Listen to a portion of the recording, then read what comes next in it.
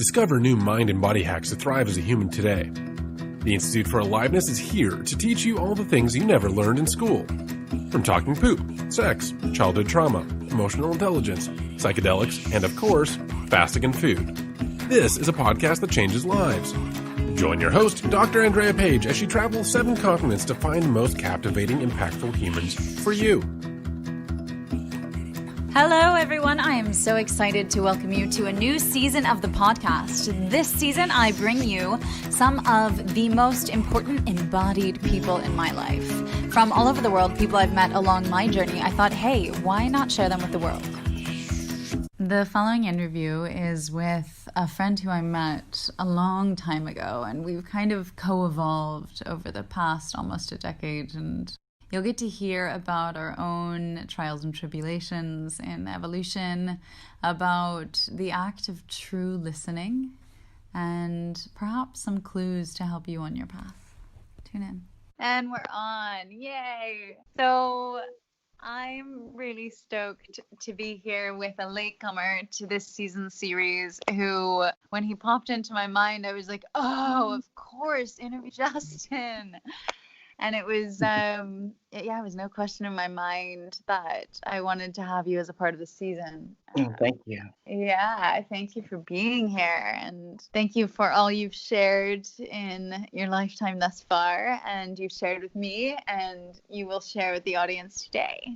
So I think the place to start is our little history together. Do you want to narrate it, or should I? I mean, I've never heard your version of it. So. Right? And I've never heard yours. Yeah. So, okay. So we first met, first of all, we're birthday twins, which I think is worth saying. Yeah. We were born on the same day. And we first met, Was it 2011? Yeah, that sounds about right. Summer of 2011. Yeah. So 8 years ago. Yeah.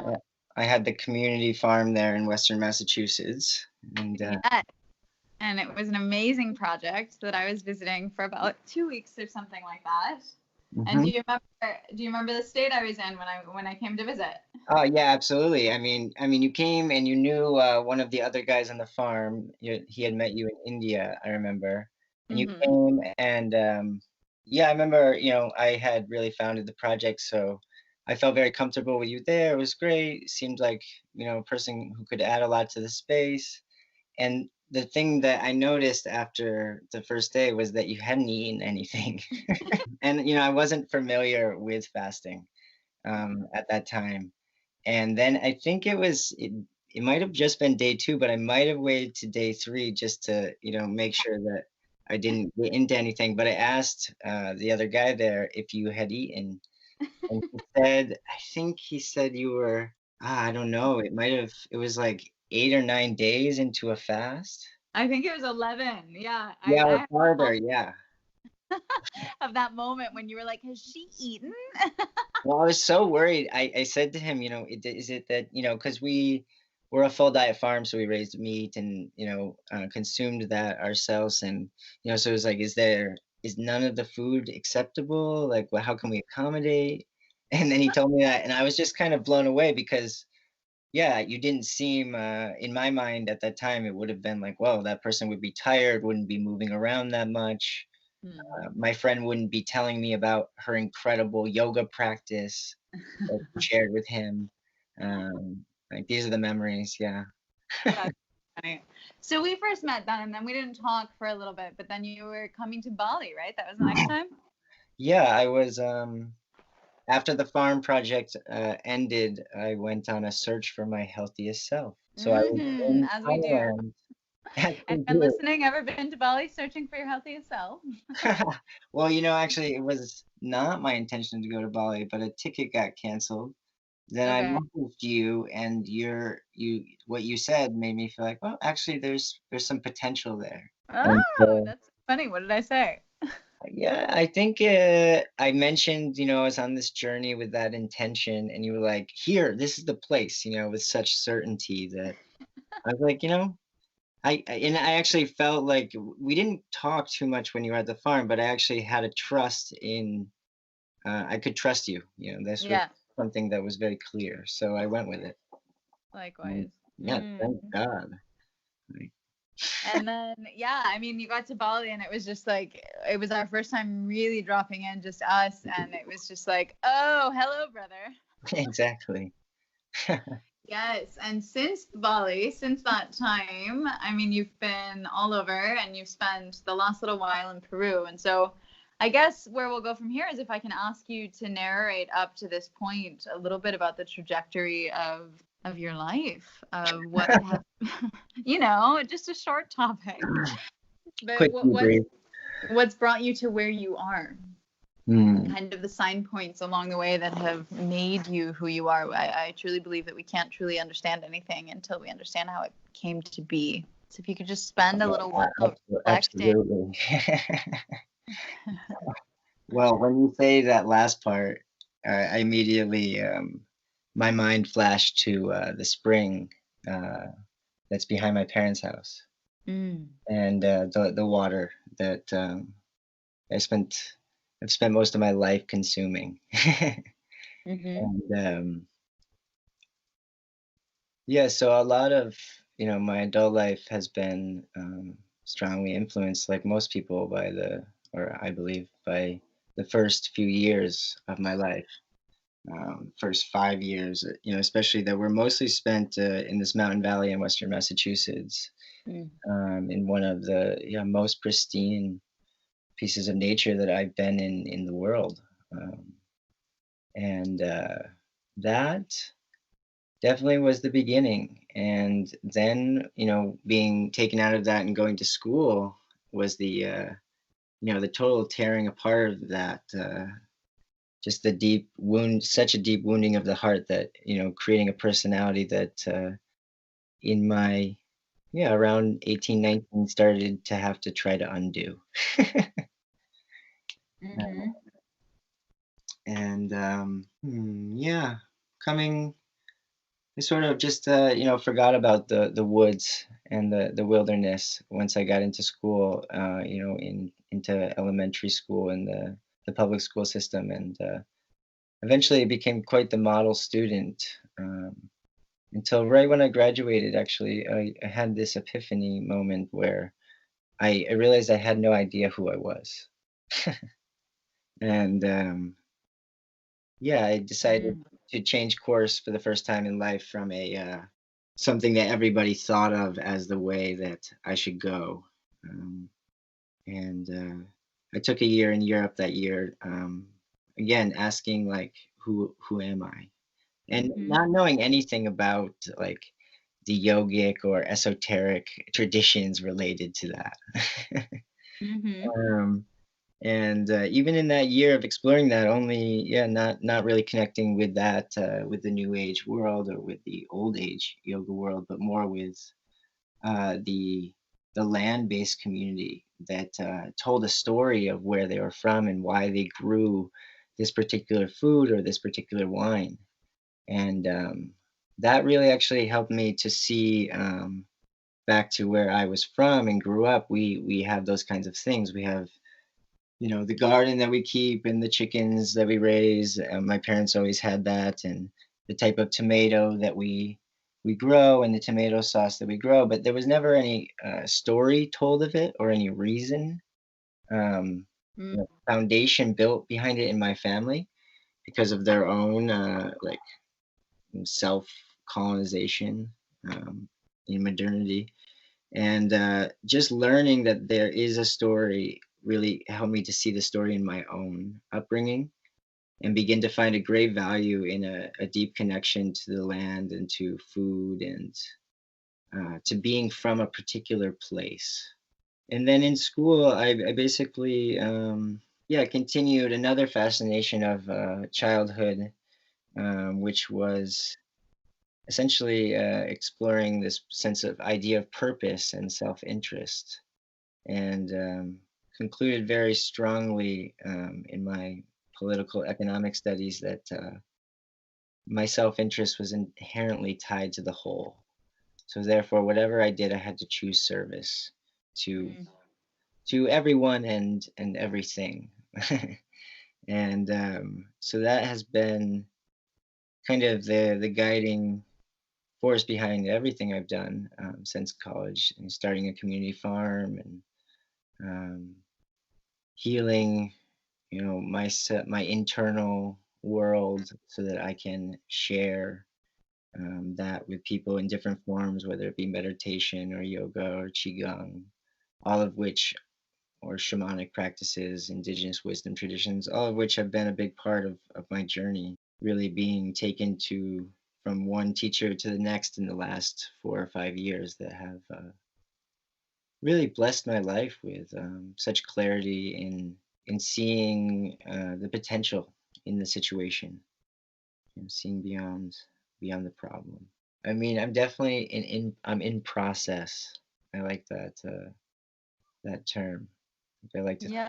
of myself as being always in process and being quite curious um, about what is arising and what's how I can I find that I can have infinite ideas, uh, Mm-hmm. and that makes them pretty not have so much value. Really being curious about what naturally wants to arise, um, with me as a part of it is what I've been exploring more and more in a more true way the past several years, where I've begun to mix farming and nature-based education and regenerative enterprise philosophy and um, climate change issues all into this bundle of healing ourselves and healing the world we live in, to realize what it really means to be human and our full potential, which is my own exploration that I just can't stop going down that road more and more and more. And so, if I'm understanding, it's your own exploration is your mission in life. It's like the inside is the out, the outside is the in. Yeah, and like how I can truly be in the highest service in every moment, not in some Mm-hmm. conceptual idea of service, because I've definitely played a lot of those out. Mm-hmm. Mm-hmm. And yeah, learning more and more, like what it means to make a true offering is something I ask myself, like, is this a true offering, or is this just the image of an offering? Will you give me an example of like something you've thought of recently when you've asked yourself that? Well, so the name of I the business that I started is called Schweinbu, which means that which naturally arises, Mm-hmm. that which is born from itself. And so I'm basically, anytime there's any work or I'm sitting down to do work, Mm-hmm.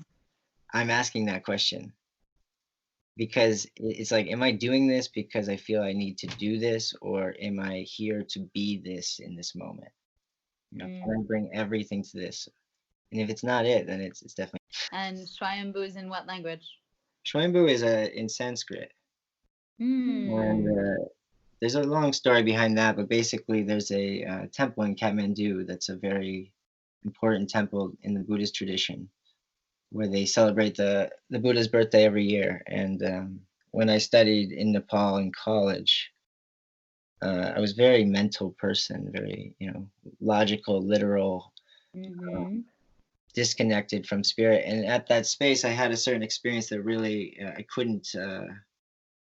Mm, I felt a certain energy that started to make me question, what I couldn't see.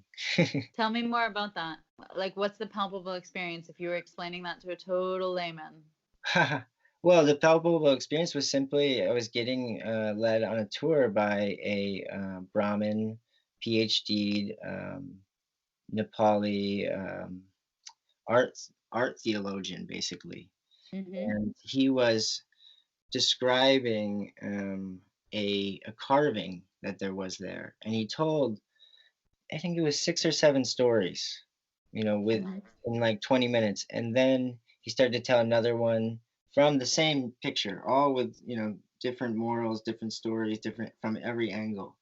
And he kept going. And then um, I said, wait, how many stories can you tell from that? And he, oh, from this one? He said, I think I know like it was over 300 stories that he knew himself from this little tablet that was carved. Mm-hmm. And something clicked there about, you know, the infinite nature of reality, the infinite layer of reality. And I can't, it's not like it was just, he just transmitted so clearly, you know, what he has become a master of. And I was listening in that moment. I mean, it was simply, I was just listening.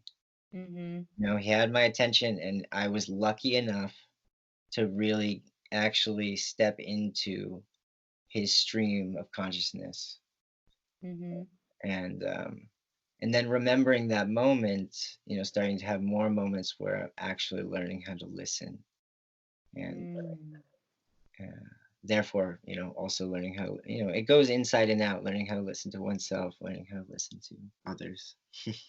So I love this concept of learning how to listen, and I think that that's probably something that most, if not all, humans need. Um, a lot of my work over the past year and a half has been just essentially teaching communication skills, like deep communication skills, which Mm-hmm. are all obviously based on the foundation of presence.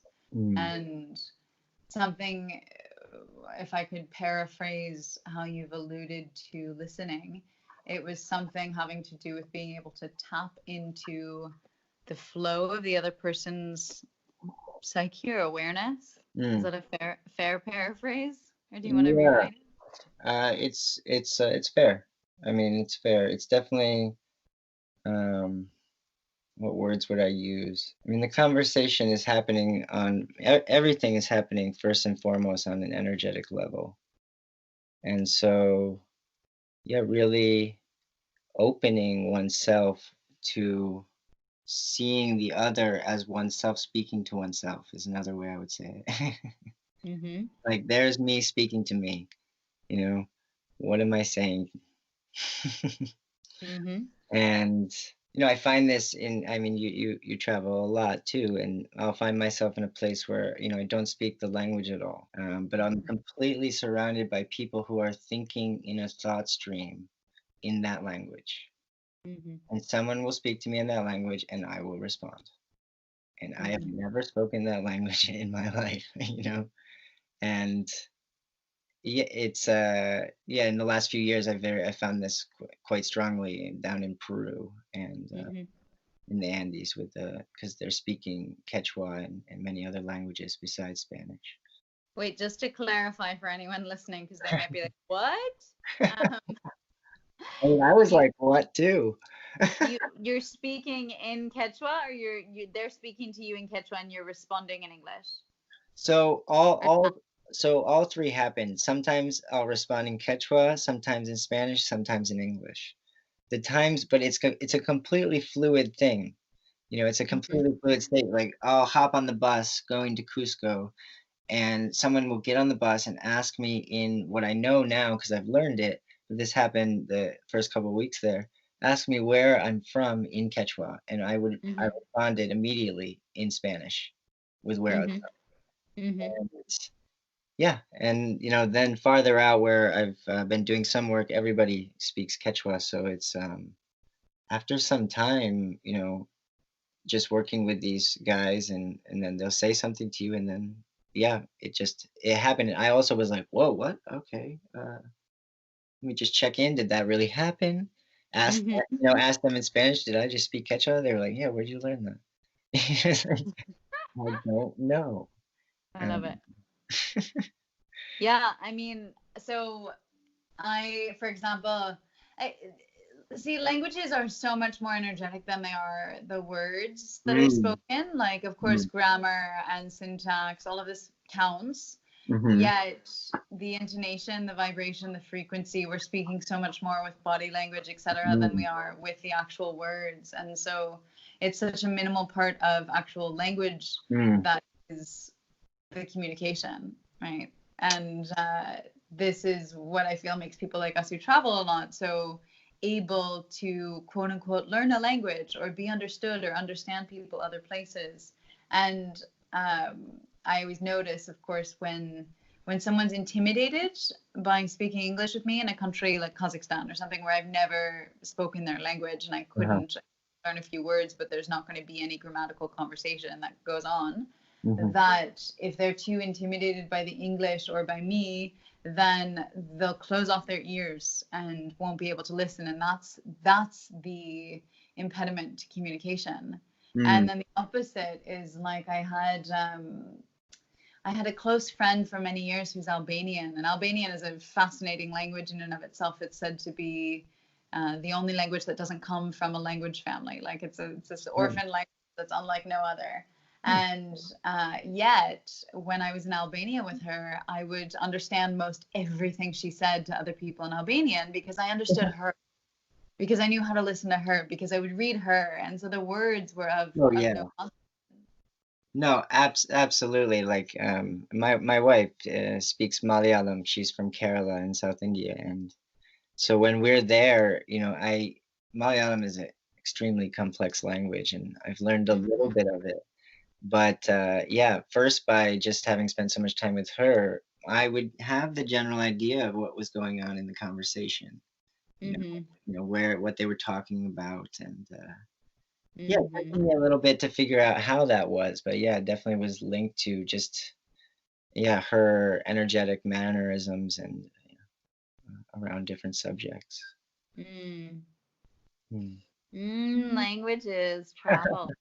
Well, that's I mean, the language thing is really so much tied to this journey of like being from a place for me, because I've been saying it for quite a long time. I think the first time around 18 or 19 that I would really love to know a place so well that I speak the language of the land.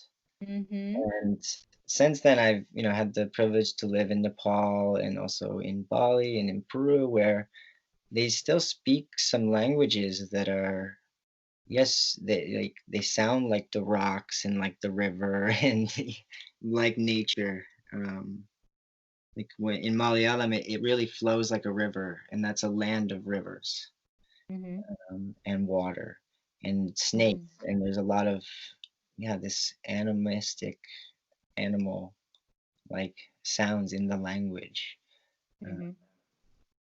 which leaves a lot of fluidity versus English, which I feel we can adapt a lot, but is very much a commercial and trading language at this point. When you say learning the language of the land, permaculture is the only thing that comes into my mind, because it's like you can't be a permaculture designer of a specific space until you've spent like a year there to truly observe it in all different seasons. And so it's the same reflex of listening, of opening the eyes, opening the heart, opening the ears, opening the pores, opening the willingness to the heart to be there and hear what's actually happening without any ideas of imposition or intellectual virtue. Oh yeah, I mean that's why, you know, I teach what has influenced me in a big way. And permaculture design, you know, I had a farm and I was into permaculture at that time, but I never really dove too deep into it. I was very into natural farming at that time. And when I took my first course in permaculture, the first permaculture principle is observe and interact. And I realized just how impatient I was in a very like real way. And, you know, having run a farm for 4 years and had a lot of things that were successful, but also see a lot of things, a lot of work go in and not much result come out for certain things. Really seeing like how much that observation matters. And like you said, a year is a great, if you can, it's a nice minimum amount of time before, you know, you put a shovel in the ground. Because then, you know, you have to take action at some point on an outer level, you know, to realize something. But just taking that year will, you know, eliminate several years of mistakes. Yeah, right. And nature will appreciate it because it's certainly been watching us, you know, be ignorant fools for a long time. And it It's is such. so much that energetic reaction of nature and your conscious relationship to it that does make such a big difference in it, in Mhm. success and failure. This is totally inspiring me. I have been wavering back and forth whether I want to host my brother, who's a permaculture designer, on this podcast or not on this season, but because of this, I will. I've Yeah. made the decision. I mean, in mainstream permaculture, I don't know what school of thought your brother works with, but it's very Mm, scientific and analytical, which I don't mind. I appreciate that too. But they're kind of anti-connecting it to spirituality. mhm, For me, it's just not natural to separate these things. Like mhm, they naturally intersect, and mhm, um, And for me, like, we have this whole issue that people look at climate change, this whole dramatic issue that we need to solve as this big problem. And really, the solutions are there right now. It's just actually the way the internal landscape of humanity mhm, needs to be permacultured so that more human beings can actually see that the solutions to any of the so-called problems, they're right there, mhm, ready for us to take, and that they won't take too long, but the underlying issues of uncomposted waste will perpetuate themselves if we don't clean up the inside. So I like tying the two together. mhm. You're talking about uncomposted waste, and you're right up my alley. Yeah, and it's Yeah. really all about like just composting in a good way, building a healthy Mhm, microbiome. mhm. Yeah, I mean 100%. Like the denatured soil and lack of microbiota in the first 9 inches of topsoil is a direct reflection of our antibiotic bodies and Mhm. environment, Yes. the sterile culture in which we live. And so I love that you're proposing that the solutions are already here. It's about doing kind of the work inside, or pulling them out from our inside rather than relying on technology or science or something outside of us to 1, 2, 3, snap the finger and it's no longer a problem. Yeah. Yeah. I think it's tapping into, human potential and the realization that, we still definitely haven't come up with a better technology than what you are. Mm-hmm. I mean, it's if you really take a look, it's pretty incredible. Mm-hmm. And Yeah. yeah. I want to loop back to something you just said, which is you. It was a slight inquiry into modern permaculture design courses being super intellectual and perhaps not providing so much space or room for spirituality. And it's funny because something that I dedicate to the podcast listeners here is that I will always decode everything, that I will not allow esoteric phrases or comments or anything to Mm, go unexplained on this mm. podcast, to just make it accessible for everyone. Because I Yeah. mean, if you speak to yourself 20 years ago, right, or if I do the same, or even 15 years ago, right? Mhm. What would be the words that we would be able to listen to then from the ears we had then? And Mm. so yeah. Yeah, absolutely. I mean, that's also key in my own work is to be relevant. Yeah. So it's interesting to talk to you and also be talking to so many other people because of how uh, the stream between myself and you and how clear and the understanding of speaking in perhaps a language that others might not relate to. And with the permaculture, it's just something that is to like bring spirituality into it. It's not something like woo woo. It's something very practical. Mm, It's actually like it's just self-care, and we could call it spirituality, but we could call it like using it to develop emotional intelligence, or mm-hmm. now mindfulness is not a threatening word. Mm-hmm. Whatever term is needed. It's about cultivating, a foundation in life and a clear map for developing awareness of the ever unfolding moment and oneself in it. So and I have found that in my own journey, having worked with different wisdom traditions, most recently the Tibetan Buddhist Karma Kagyu lineage, if I, teachings from that lineage that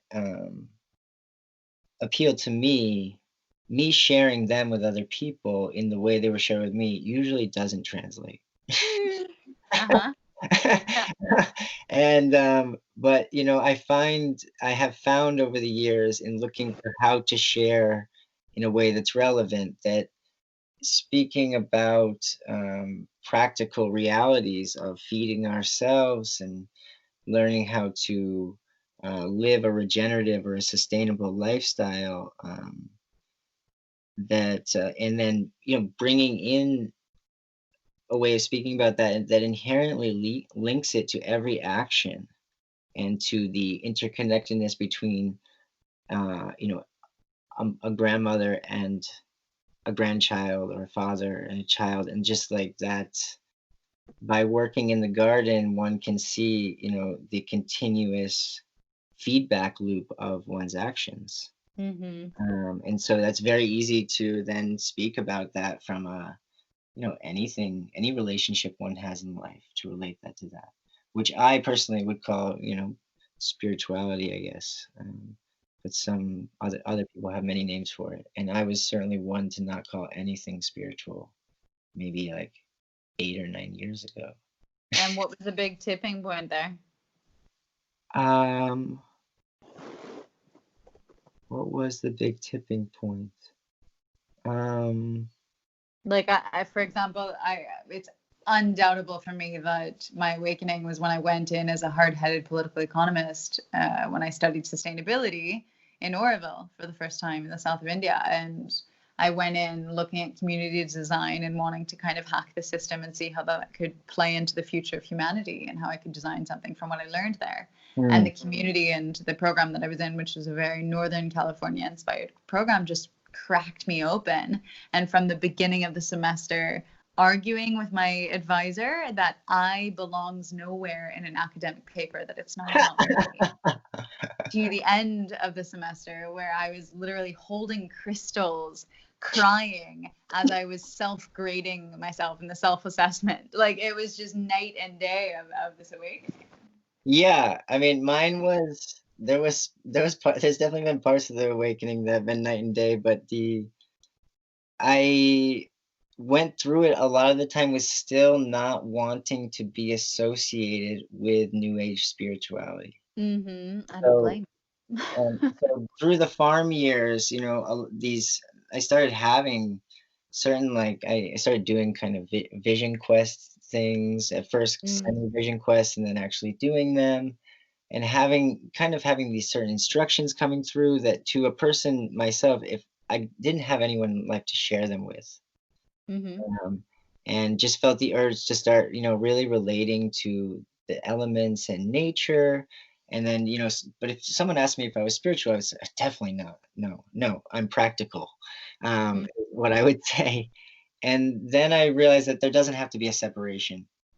And at a certain point, when I had to, realize that there was something about health I needed to learn that wasn't a physical outside thing, that was when I started to have to see that any divisiveness or, identification of myself in contrast to something else was not going to benefit my health. And that really, yeah, 2014, really, yeah, that year is probably where I fully just embraced what wanted to arise, and it's been blossoming since. And do you have anything that you would say to someone? I mean, I'm like a freaking magnet to people who are, at that stage of the awakening journey, and they're just like, you have what I want. It's like, I'm sure that you get that a lot, but it's this essence of like people recognize a certain sense of peace within the self where it's like Mm, we can be in any situation and we're fine.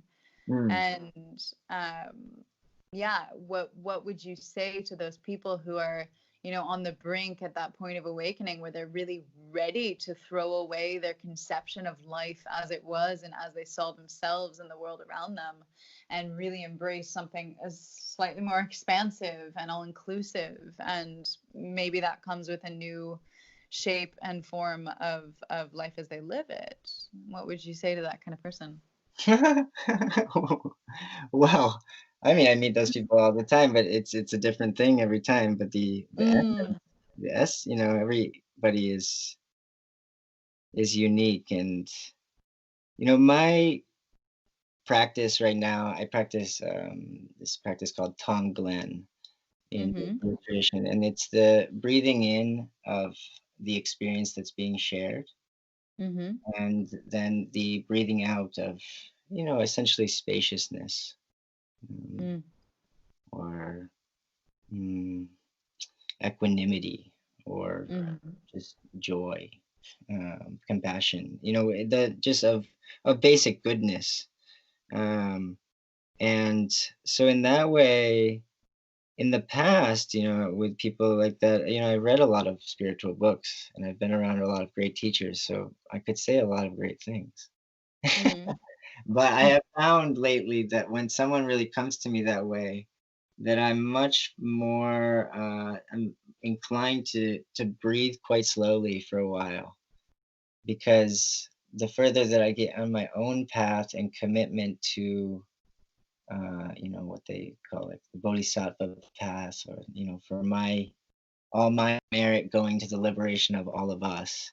Mm-hmm. Yeah, the more I realize how precious every moment is, and Mm, um,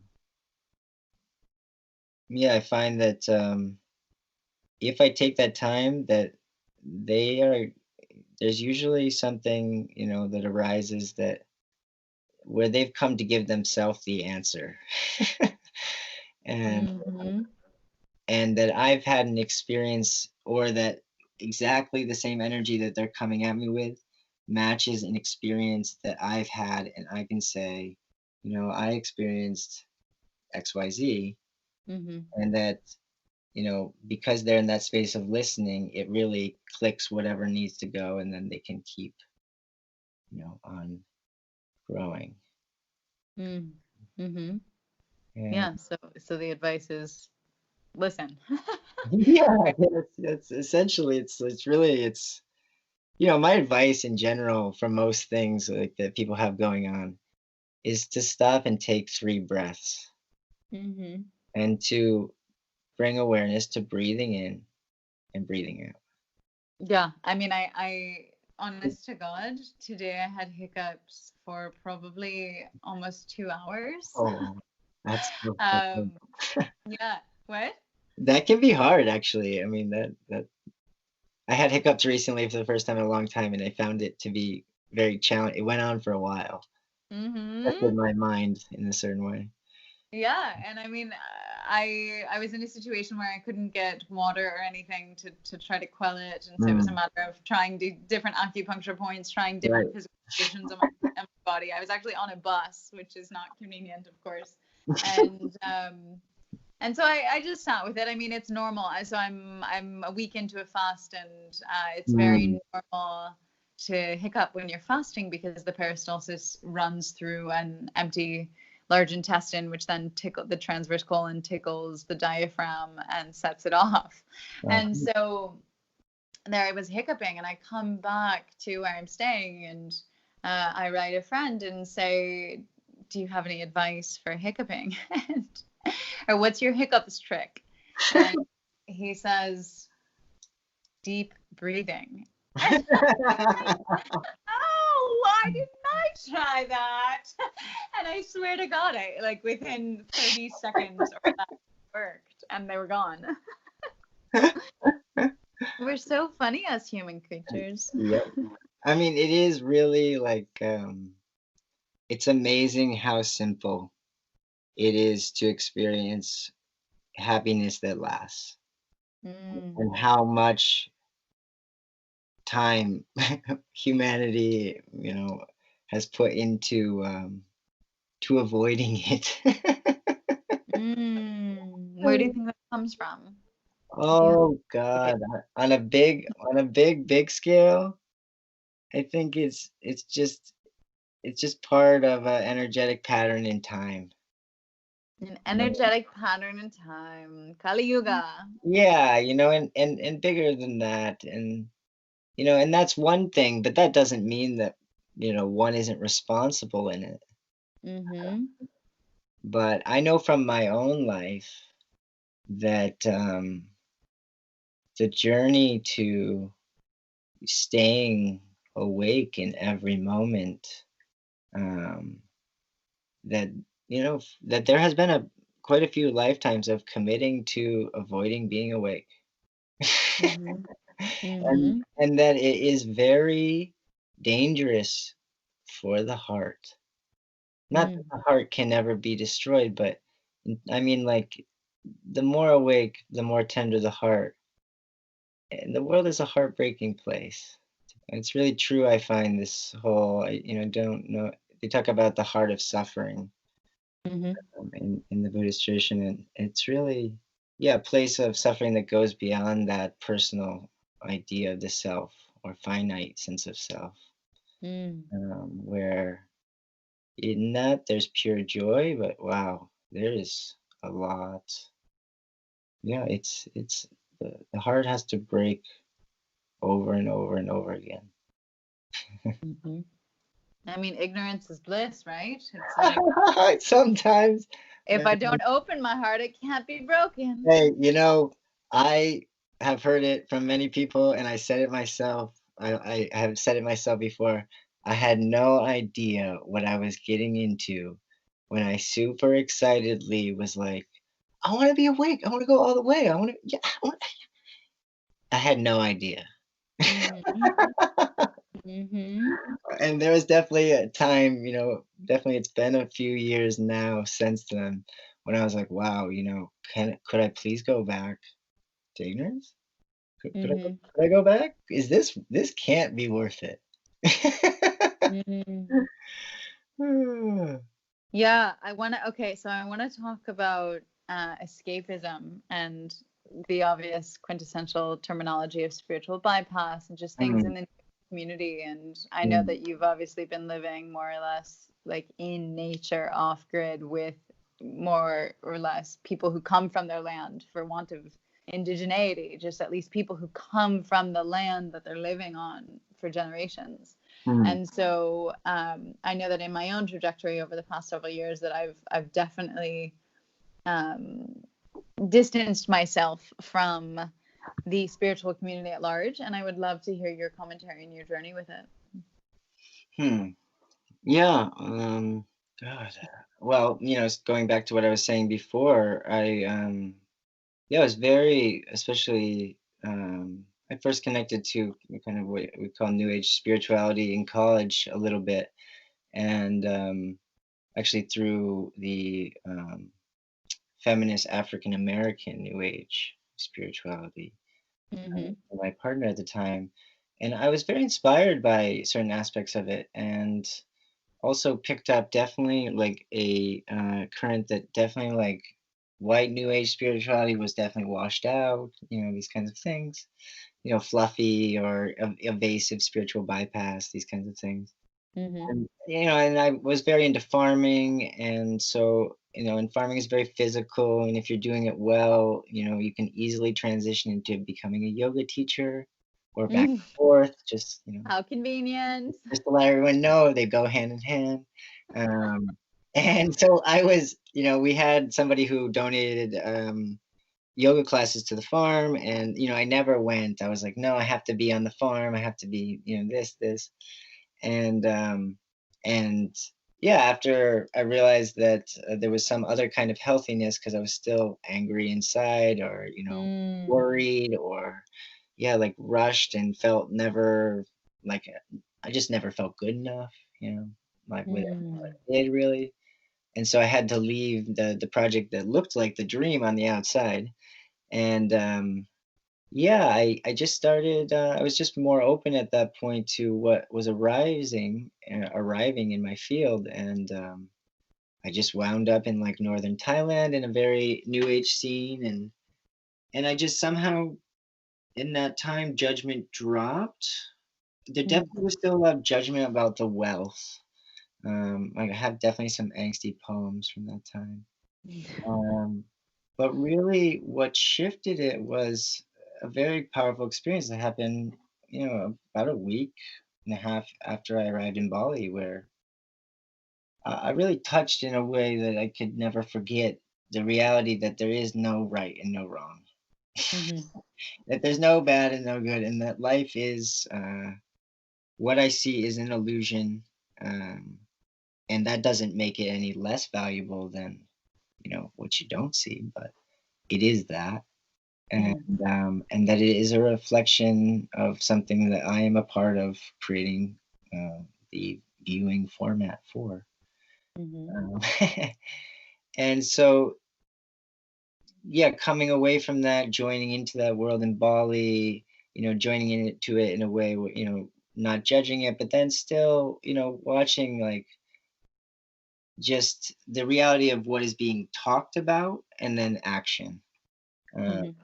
and seeing that one can hide in anything.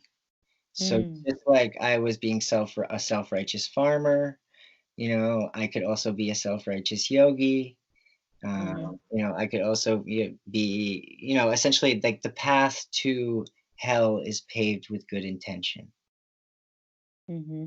So even it, I think I see the world where there's no right and wrong, but there is definitely ignorance and wisdom.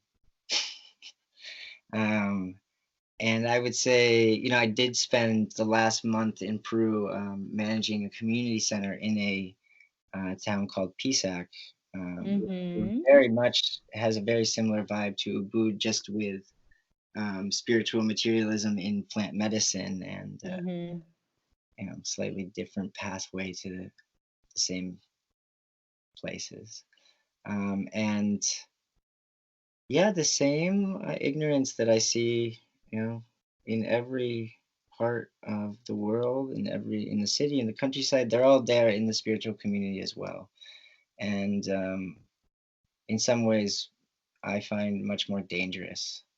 Um, uh, and but for me, it's definitely become because of my own follies along the way of Mm-hmm. thinking I had arrived somewhere and never very big ones, but just seeing the ignorance that wanted to continuously arise and then seeing it Mm-hmm. played out around me, like, um, I don't know how to say. I mean, getting certified as a shaman is a very funny concept to me.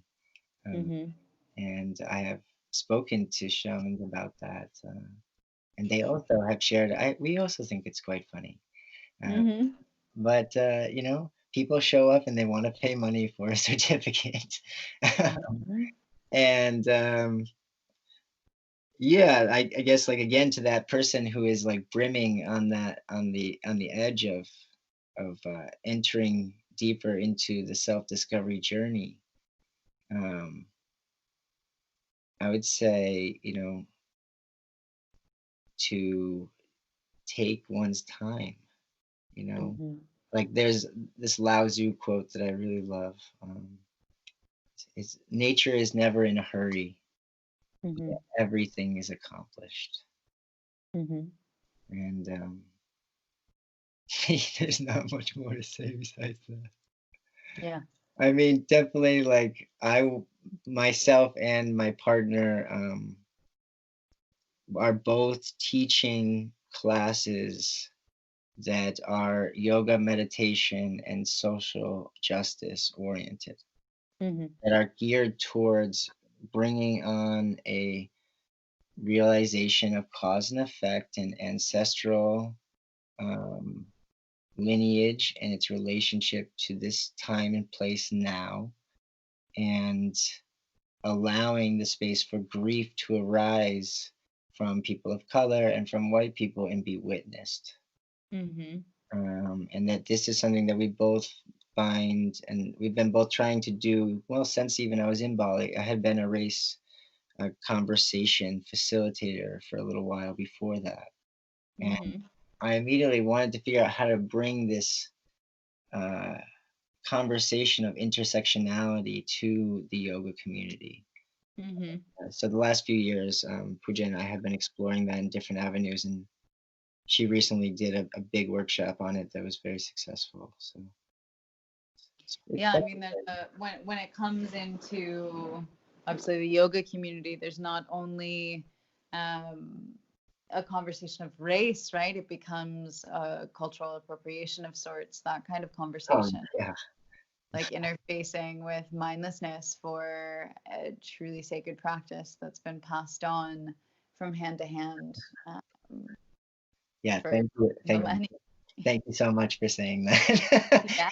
Yeah, I mean, it's absolutely. I mean, it's to me, these are, yeah, there are master student based relationships, and Mm-hmm. that can take on many forms, but it's definitely key to recognize that it's not something that someone gets from a textbook, Mm-hmm. or that can be that modern science can put into a box. Uh, Mm-hmm. Exactly. because And that's it why is it's so based on difficult. I'm sorry. That's why it's so difficult to grapple with in the modern world. Yeah, well, it's based on a much more ancient science. Mm. The modern world was built off the modern world was built off the idea that that was savage. Hmm. It's so bizarre. And it's amazing how slow anthropology and, yeah, the Western paradigm catches up um, to, yeah, it's just amazing how slow, it is, it is to recognize the reality that there was advanced culture all over the planet. Hmm. Before Europe came to the ability to Colonize. colonize. Yeah. Yeah. Um, and I mean, there's so much to say here. And that I've also goes back to the permaculture as well. And that's something that I'm working on, a couple of little like pamphlets that really reintroduce permaculture in a way that I just want to give credit to humanity that has, for most of history, humanity was practicing permaculture. hmm And I want to be, the books are there to explain, why permaculture is relevant now, because of our compartmentalized brains that need to be led back to seeing everything as one. hmm Um, and also like how we can recognize everything else that comes from understanding how we got to that compartmentalized space, and hmm how we move from industrial back to whatever it comes after this era. hmm Yeah. What I was gonna say is that, like, as I would teach yoga teacher trainings for years, I would always teach that this is the beginning, right? This is more or less the awakening. This is the self Mm, responsibility. This is the initiation.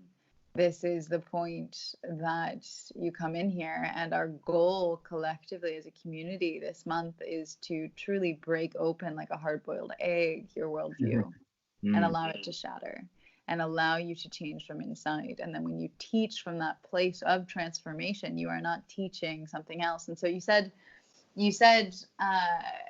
you had posed a dichotomy between, what was it? It was ignorance and wisdom. mm, And I would say, actually, I would argue that not argue, but I would posit that the dichotomy is instead between, and this ah, it's always when I kind of, at the end of a fasting week where I'll lead someone through, I ask always on day 7 or 8, what is the wisdom that you've accrued from this experience? Not something that came from something I said or something that Right. you read, something from outside of you that's someone else's knowledge, right? Knowledge is someone else's wisdom, but something that you've truly embodied, transformed, and experienced deeply in your heart and in your belly that you can no longer deny, right? You cannot unlearn that experience. And what is that wisdom that now you can share forward in your life? And yeah, and that's of course the antithesis to dogma, which is completely disembodied, unexperimented with personally, very scientific, very rational, very narrow-minded, very reductionist, whatever you want to say, right? They're just, it's two sides of the coin, whether it's yin and yang or ha and ta or whatever it might be. Yeah. Yeah, yeah, definitely. I mean, I think I said it wrong. It's like there's no right and wrong because wrong can never become right. But there's ignorance and wisdom because ignorance has the possibility of, learning to be wise. But definitely, I mean, dogma to me is ignorance too. So it's kind of like, I definitely, I mean, that's brings something up for me that I was yesterday I was in a retreat in December, and I was looking at one of the journals from there, and one of the things that really stuck, and I brought it up briefly earlier, but is sharing things in a way that's relevant to me. And in that retreat, I was just seeing how all these wisdom traditions that have continue to transmit the essential clear pathways towards realization of oneself in a body and without a body, that what they all the ones that still are able to do that, what they all share is their willingness to be whatever it takes to transform how they share in every and that any good teacher that I've ever met is very clear that just following what they say is dogma. That what they say, and just sharing what they say, if it's not like doesn't feel embodied to you, is just dogma and is useless.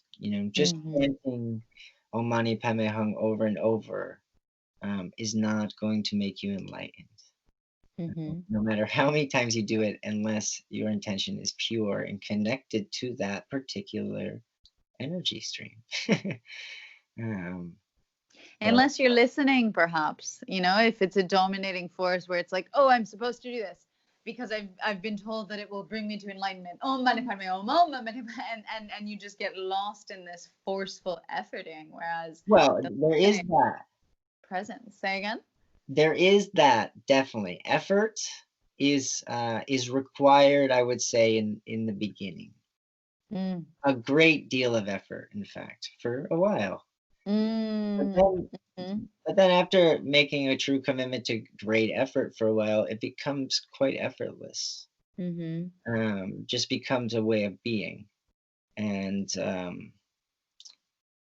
yeah, definitely effort can work. It's worked for many. And I really like this one thing that Uma always said, there's as many ways as there are people. That's one that's really stuck from her. Yeah, there's so many paths up to the top of the mountain. And the top of the mountain's really the bottom, as we've discovered when you were saying, do I really want to be awake? Yeah, well, I mean, that's also like the deeper in the journey, the deeper into the settling into a more and more felt and realized sense of equanimity and the just expansion of experience and feeling in that, yet the impartiality of it too. Wow, yeah, not something that can be, I mean, there's great ways to explain all these things, but they all have to be experienced by oneself. Yeah. Because that's the key. And then it's not the experience, it's what you do with that experience in the next moment. Yeah. How you allow it to inform you or not. Because I definitely had a lot of like big firework experiences that seem really cool and magical, but the actual integration of them and the meaningful um, creative energy that they've brought forward definitely looks a lot more mundane. Mm-hmm. Yeah, it's not as explosive. Don't expect fireworks if you're looking for evolution. Exactly. Yeah, and reflecting back to something that I remember you said earlier, where you mentioned you thought you'd gotten somewhere in your spiritual journey. Ram Dass, who's been a huge impact, or at least was at the beginning of my process, and also will always hold a soft spot in my heart. He, in one of his many books, says, "Oh yes, that's the joke. When you think you've gotten some, become the joker." It's like that quality of the spiritual journey. We want to get all huffy, enlightened about, look how enlightened I am, and it's the ultimate temptation. Yeah. I mean, it's like the image for that is you just say that and then you turn around and you walk straight and you're into a tree.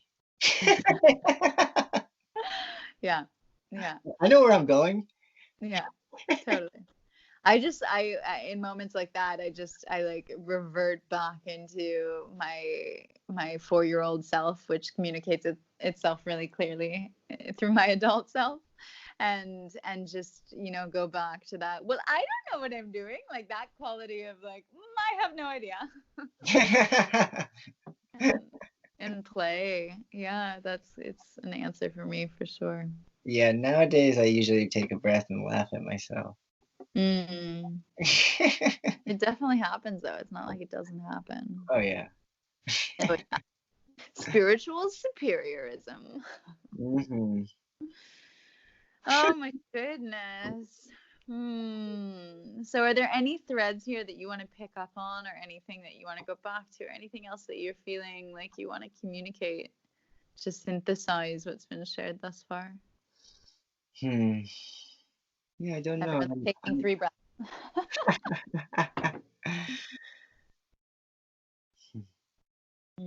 Yeah, I just I'm this conversation has been really nice. It's left me feeling even more excited about uh, the unfolding of life. And also on this journey, it seems life just extends itself more and more. Um, Do you feel you're getting younger? yeah, yeah. I mean, like you just said, connecting to that young self. I've spent a lot of time these last years working with my inner child, and definitely the merging of the different timelines of myself. I feel, yeah. I mean, thinking about age and the fact that I'm 32 years old is, and what I've already experienced in life, it blows all conception of I mean, my conception of reality and what's possible is constantly being blown, and on an moment to moment basis, and it's already quite expansive. So I really am excited to. I'm seeing that I'm going to be able to share more in the coming years with more people about human potential and just really support um, the tending of that inner spark. And I'm so inspired because I feel I have a lot of self-love and for myself now, and understanding in a humble way of what wants to come forward and through me, and that it is very the journey has been to become humble enough to learn what it means to be great. And Ooh, I like that. in that humbling of the self, I've really seen I need everybody to be themselves. I need them to be their greatest, highest potential. Like I want it so much because wow, we can play in such a beautiful way. Just like how where we are now in terms of our in terms of the capacity of what we humans can do and create and enjoy together is just the the very tip of the iceberg. Mm. Mm. Mm-hmm. I mean, the part about being ourselves, like that is why I continue my astrology practice. It's one of Mm, the few parts of my quote unquote career that's still remaining is that I'll still give an astrology reading to whomever mm, writes up and orders one. mm, Like it's so crucial that we all just tap into mhm. who we've been prescribed as and allow that to express that probably alone, like that is the precursor to whatever, allowing the world to come back into balance, not to use the word healing or whatever it might be. It's like that is the foundation of the answer, it feels like to me. Yeah, definitely. I mean, I've seen that in my own journey in realizing all kinds of practical wilderness and farming skills and Mm. outer skills. I've seen that, I will just recreate the same thing if I don't, really clean up the inside. Mm-hmm. And support that in others and Yeah. be patient. It took a long time to get here, so I see we're doing well, and the universe, multiverse, it's all with us, and quite supportive of uh, moving in a more outwardly beautiful, holistic, peaceful setting. Mm. There may be, some resistance, but Yeah. No, so, everything that's happening to you is meant to be happening to you right now. mm, And when you say like we'll just keep meeting the same things again unless we change what's inside, this quality of self-awareness, this awakening, that it's the same thing. exactly. And I want to just put in a little plug for actually a technology piece that's been modeled after my astrology teacher's teachings. It's an app that you can download only on Apple for now. It's called The Pattern. And literally every single person that I've highly recommended they download it, they'll write me within Mm, days and say, "Oh my God, what is this?" And it's of assistance in our process of self unveiling. That's nice, so powerful. And so nice. yeah. Yeah, I also do astrology readings now. Oh I, yeah. yeah, Oh after well, many years of studying, in the school there, I was like, all right, it's definitely time to do this more, to offer this more formally. okay. Well, we'll have to regroup on that one. So. Love to share. Oh, well, what a joy. Do tell anyone listening where they can find out more about you and or contact you if there's anything specific, if you're open to that. Otherwise, you can just say through me, whatever feels right for you. Yeah, in this moment, there's a website that will go up next month, schwayambusolutions.com. Will you spell that? Schwayambu is SWAYAMBHU solutions.com. And that should be up. It probably won't be up until mid-September. I'm not the greatest tech person. Mm. I am Jeevan Justin Fox Chirico on Facebook. Mm-hmm. It's a public page, and through you, yeah. There is a bunch of media things that I'm working on, but I'm definitely taking my time with that. Um, there's so much work in person that is happening already. Mm. Beautiful. Yeah, it was really nice to Oh, talk to you. This is really nice. you too. Well, I'll let you bid farewell to the audience and thank you everyone for listening. I hope that this has been helpful, even though at the end of the day, as we said, it's all about kind of coming back in yourself and having the experience that hearing about it is cheap. Right. Yeah, thank you everyone for listening, and yeah, I pray that something that I said about my own experience and journey and perspective and mental formations is beneficial in some way Oh. to your life. I love you, Andrea. Love you too. Ciao. Ciao. How was listening to that for you? If you learned from or moved by the episode, pay it forward. Go to Apple now and leave a 5-star review so others can benefit. Join the Institute for Aliveness for a 1-week transformational fasting experience. Consider getting an astrology reading from Andy, or enroll in the 1-year health coach certification course. Whatever you do, don't let this learning pass you by. Do something now to impact your lifestyle for good.